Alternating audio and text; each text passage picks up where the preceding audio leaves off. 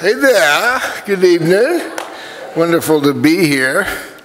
I've got something I'm going to read here, quite a long deal, talking about Judy's accomplishments and a bit of her life. But I just wanted to say from my heart, and the reason I'm here was to hang out with you just a little bit, Judy.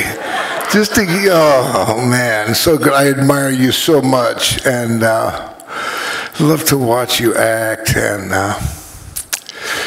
oh man, I mean, you know, we all have faces, but Judy's face, man, huh? And what she can do with it, that face. I love that, Judy.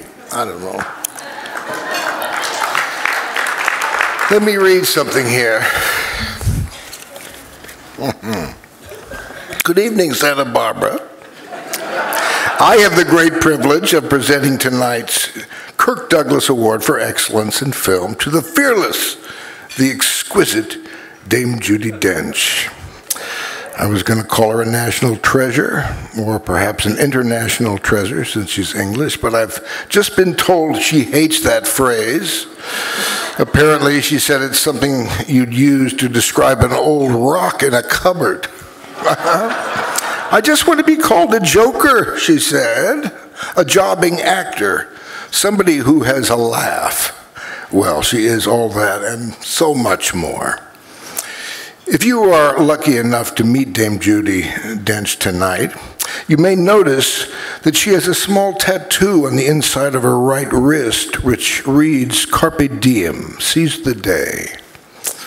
It's a fitting mantra for this woman who never got her driver's license, but flagrantly zipped around in a vintage MG for 50 years. Wow. She's been described as puckish and elven, but make no mistake, she is a giant.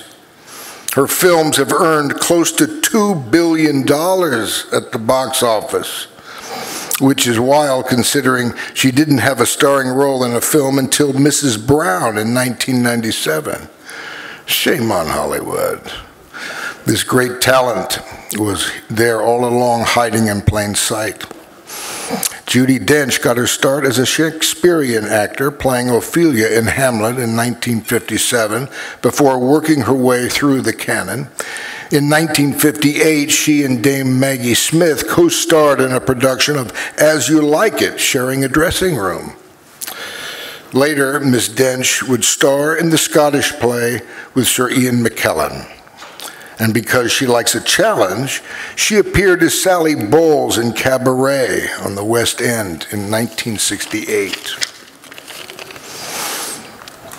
In the audition for that iconic musical, she told composer John Kander, "I'm not a singer at all." And she later struggled with the title song, which ends with a very long, sustained note.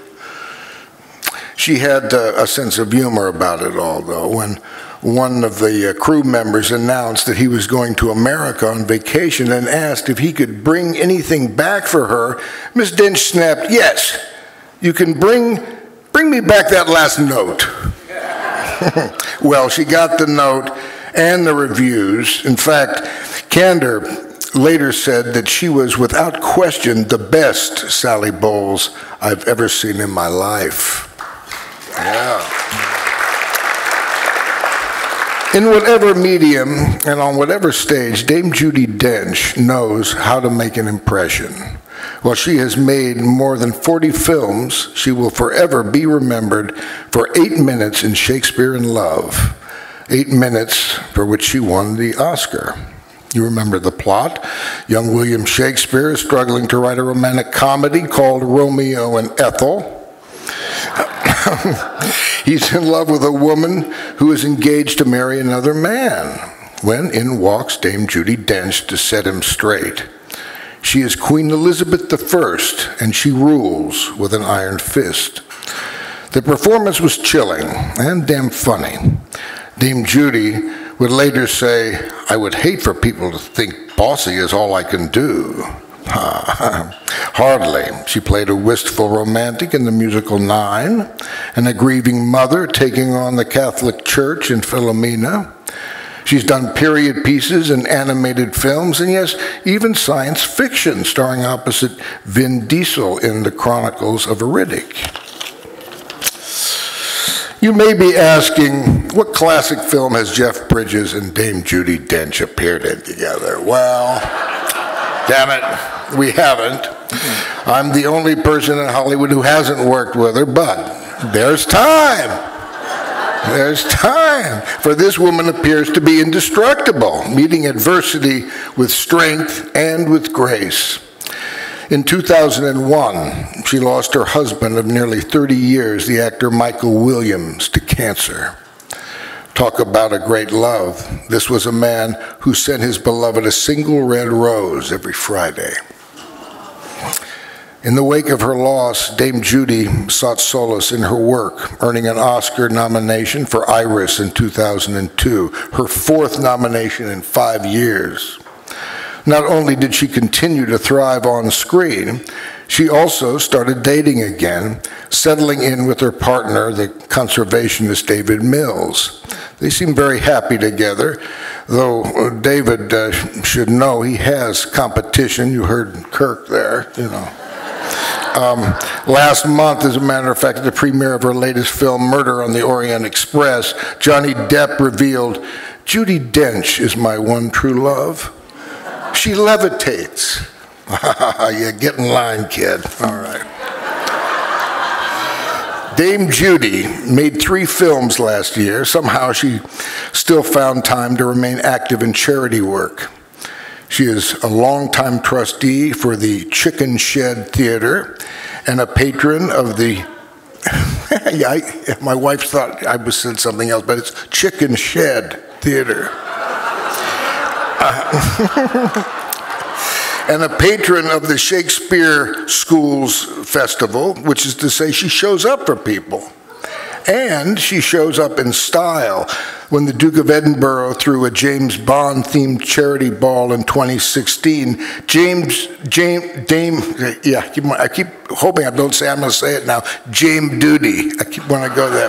You know, Dame Judi arrived sporting Swarovski crystals on her left shoulder with the jewels spelling out, what else? 007.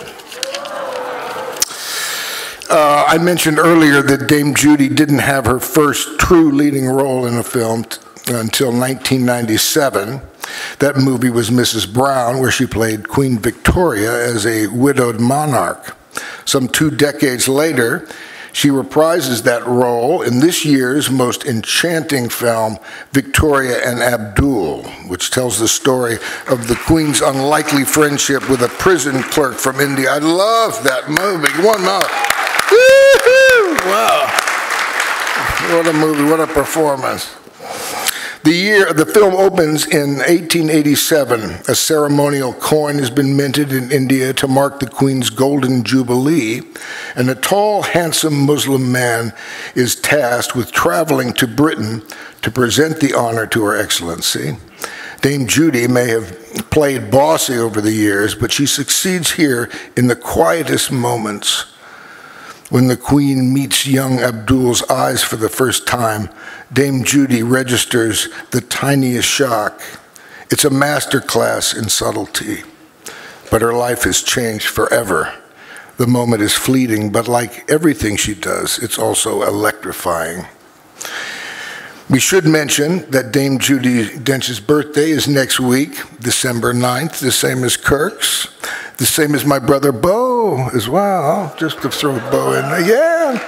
And she's going to be, well, that's none of our business. How old she's going to be, you can Google it if you must, or ask Siri or Alexa or whatever her name is, about her age. James Judi has, James, see, I said it.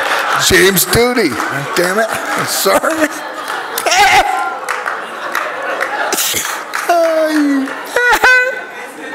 It's kind of a combination of James Bond, you know, it's got all that. Yeah, I'm sorry.